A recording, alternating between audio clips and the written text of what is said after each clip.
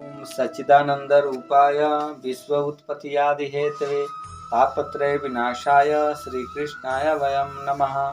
श्रीमद् भागवत महापुराण कथा एकादश स्कंद द्वितीय अध्याय। राजा निमि ने पूछा, योगेश्वर, अब आप कृपा करके भगवत भक्त का लक्षण वर्णन कीजिए। उसके क्या धर्म है और कैसा स्वभाव होता है? वह मनुष्यों के साथ व्यवहार करते समय कैसा आचरण करता है, क्या बोलता है और किन लक्षणों के कारण भगवान का प्यारा होता है।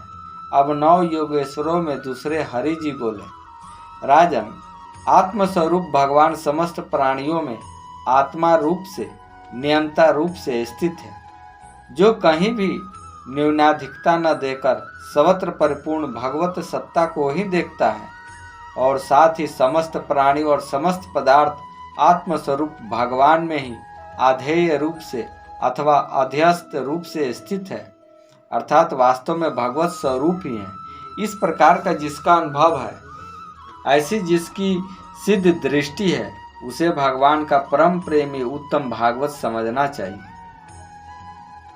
जो भगवान से प्रेम, उनके भक्तों से मित्रता, दुखी और अज्ञानियों पर कृपा तथा भगवान से द्वेष करने वालों को उपेक्षा करता है, वह मध्यम कोटि का भागवत है।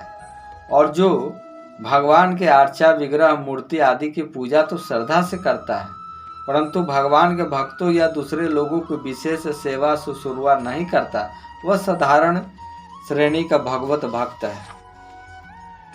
जो श्रोत, नेत्र आदि इंद्रियों द्वारा शब्द, रूप आदि विषयों का ग्रहण करता है, परंतु अपनी इच्छा के प्रतिकूल विषयों से द्वेष नहीं करता और अनुकूल विषयों के मिलने पर हर्षित नहीं होता, उसकी यह दृष्टि बनी रहती है कि यह सब हमारे भगवान की माया है, वह पुरुष उत्तम भागवत है।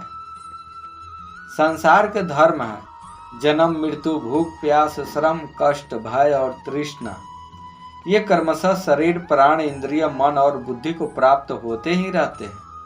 जो पुरुष भगवान की स्मृति में इतना तन्मय रहता है कि इनके बार बार होते जाते रहने पर भी उनसे मोहित नहीं होता, पराभूत नहीं होता, वह उत्तम भागवत है।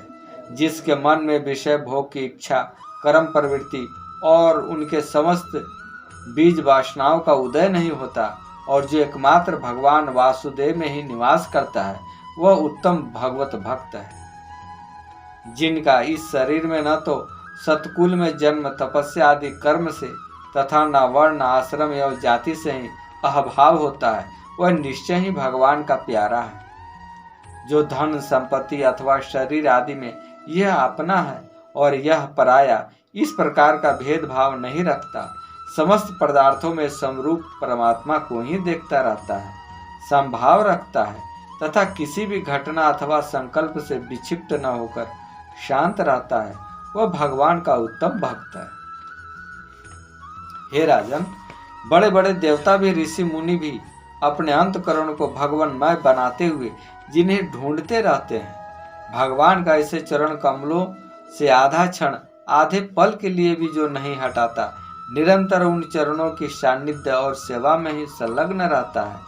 यहाँ तक कि कोई स्वयं उसे त्रिभुवन के राज्य लक्ष्मी दे दे तो भी वह भगवत स्मृति का तार नहीं छोड़ता, उस राज लक्ष्मी को और ध्यान नहीं देता, वही पुरुष वास्तव में भगवत भक्त वैष्णव में अग्रगण्य है, सबसे श्रेष्ठ है।